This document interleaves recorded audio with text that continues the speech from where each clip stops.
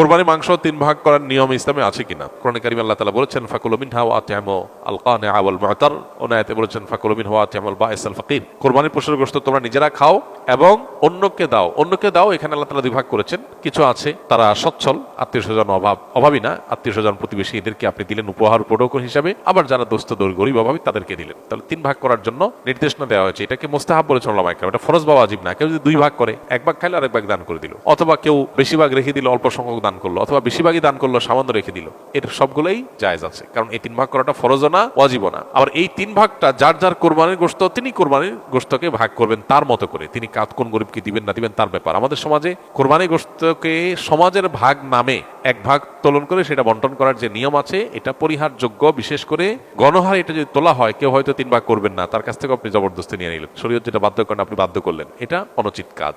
হ্যাঁ, যদি কেউ এরকম উদ্যোগ নেয় যে স্বেচ্ছায় যারা ইচ্ছা তারা দিতে পারেন, আমরা গরিবদের কাছে সুষম বন্টন করে দিব, এটা প্রশংসনীয়। এরকম হতে পারে, স্বেচ্ছায় দেওয়ার ব্যবস্থা থাকলে সেটা ঠিক আছে। কিন্তু বাধ্যতামূলকভাবে সামাজিকভাবে সমাজের ভাগ বলে উঠাই নিয়ে আসা, কেউ নিজের অনিচ্ছা সত্ত্বেও যদি দিতে বাধ্য হয় তাহলে সেটা নাজায়েজ হবে। কারণ নবী সাল্লাল্লাহু আলাইহি ওয়াসাল্লাম বলেছেন লা ইয়াহিল্লু মালু মুসলিমিন ইল্লা বিতিবি নাফসি, কোন মুসলমানের সম্পদ তার মনের সন্তুষ্টি ছাড়া সেটা গ্রহণ করা বা সেটা দখল করা এটা জায়েজ নয়, ভোগ করা জায়েজ না। বিধায় কোরবানির গোশত যিনি কোরবানি দিয়েছেন তাকে আল্লাহ তাআলা দিয়েছেন, এটা তার। সো তার সন্তুষ্টি না থাকলে আপনি সমাজের ভাগ নামে তার কাছ থেকে উত্তোলন করলে সেটা জায়েজ হবে না। তিনি হয়তো তার কোনো আত্মীয়স্বজন গরিব, তাকে একটু বাড়াই দিবেন, আপনার সমাজের ভাগে নিয়ে আপনাদের মতো দিবেন, এটা তো তার অধিকার খর্ব করা হলো, এটা উচিত নয়।